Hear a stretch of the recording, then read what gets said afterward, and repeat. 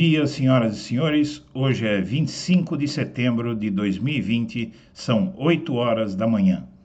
No Globo, em depoimento à Polícia Federal, Eduardo Bolsonaro é questionado sobre fala de ruptura democrática.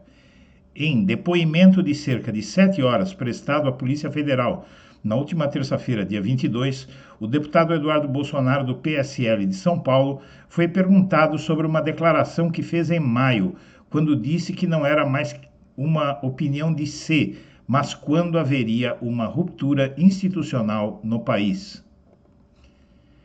No caderno Metrópolis, candidato a vereador é executado enquanto denunciava em live uma obra irregular.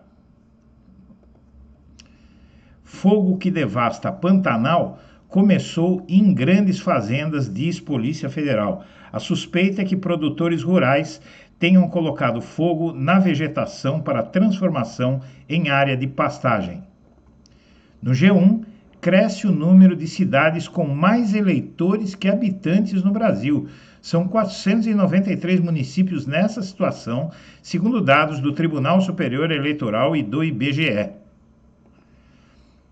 Na CNN, a polícia abre inquérito para apurar crime de honra contra Michele Bolsonaro.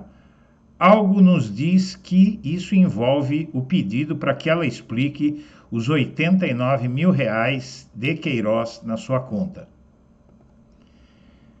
Marco Aurélio Melo, do STF, diz que depoimento de Bolsonaro por escrito significa respeito a Bolsonaro. Ele deve ter esquecido do cabo e do soldado que eles querem que feche o STF. Bolsonaro liberou 2,5 bi para aderir ao consórcio de vacinas da OMS. Enquanto critica a OMS, Bolsonaro vai atrás da vacina da mesma OMS. No Valor Econômico, tenho pressa para sair do binarismo no Brasil, diz Mandetta, ex-ministro da Saúde de Bolsonaro.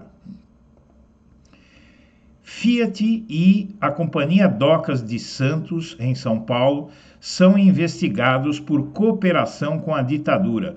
Por envolver empresas, investigações ocorrem na esfera de responsabilidade civil. Repercussão negativa faz a Advocacia Geral da União suspender promoção de 607 procuradores. Decisão cita razões de conveniência e oportunidade para suspender os efeitos da portaria. Em troca de reforma tributária, Rodrigo Maia, presidente da Câmara dos Deputados, pode destravar a nova CPMF. O mais descarado estelionato eleitoral que já se viu no Brasil. No Correio Brasiliense, o Rio vive cenário peculiar em 2020, com Witzel afastado e Crivella inelegível. Com um governador afastado e um prefeito inelegível até 2026, o Rio de Janeiro se encontra em situação política peculiar. Em visita ao estado onde fez carreira como parlamentar, o presidente Bolsonaro sinaliza que pretende aumentar a influência no colégio eleitoral. Ainda no Correio, nova cirurgia em Bolsonaro está marcada para hoje, às 10 horas e 30 minutos, em São Paulo. Sem torcida, por favor. E na Veja, Manual Antirracista de Djamila Ribeiro é fenômeno de venda. Veja números. Em 11 capítulos, a autora apresenta caminhos de reflexão para aqueles que queiram aprofundar sua percepção sobre discriminações raciais estruturais. E os cinemas têm um novo ar-condicionado com íons que destroem micro-organismos. Você acredita? E em mês de despedida, Celso de Mello retorna ao STF para desempatar casos importantes. Entre eles, a suspeição de Moro, que pode devolver os direitos políticos a Lula. No Globo, uma semana após decisão, Justiça ainda não conseguiu intimar Flor de Lis sobre o uso de tornozeleira. Estudo inédito conclui que pandemia de coronavírus desencadeou uma crise global na saúde mental das mulheres. Mulheres de 40 países mencionam preocupações sobre manutenção da renda, dificuldades para comer e ter acesso a cuidados de saúde, além da sobrecarga com responsabilidades de cuidado. E fetiche de Carlos Bolsonaro por 20 mil é guardar dinheiro em casa, debaixo do colchão. Em livro, Mandetta acusa o Bolsonaro de negacionismo. Candidatos em São Paulo, diz o Estadão, reforçam equipes jurídicas para identificar fake news e levar casos à justiça. Ministério da Justiça põe a leilão carros, motos, caminhões e até chácara do tráfico. Grande ganho para a nossa democracia, construída com muito sangue, diz Mário Sarrubo, sobre acordo de reparação com a Volks por apoio à ditadura. E a Justiça determina penhora de imóvel de Ciro para pagar processo de Collor. Pedetista se referiu ao atual senador como playboy safado e cheirador de cocaína.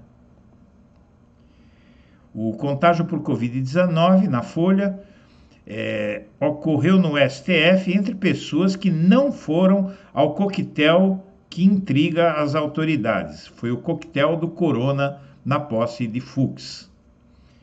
Com nova alta de casos, Manaus recua na flexibilização e fecha bares e outros pontos de aglomeração. Bolsonaro nunca aceitou sentar comigo para ver a realidade, afirma Mandetta em livro.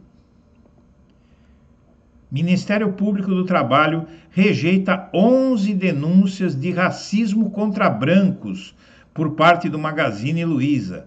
Órgão afirma que a ação afirmativa não configura violação trabalhista e isso chega a ser inacreditável haver 11 pessoas ou entidades, ou seja lá o que for, que denunciaram o Magazine Luiza por dar preferência para negros num país onde os negros são discriminados no mercado de trabalho.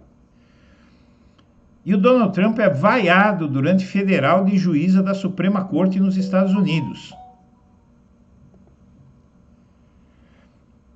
A Embratur quer contratar agência de publicidade sem licitação e o setor reclama.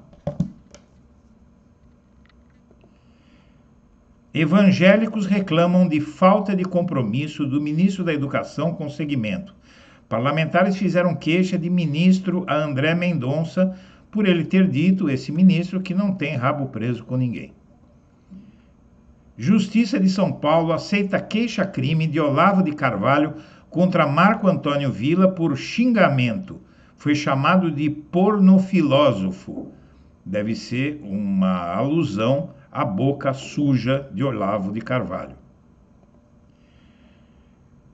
E o Márcio França, ex-governador interino de São Paulo, compara Russomano a SCAF e diz que Covas terá de fugir de Dória.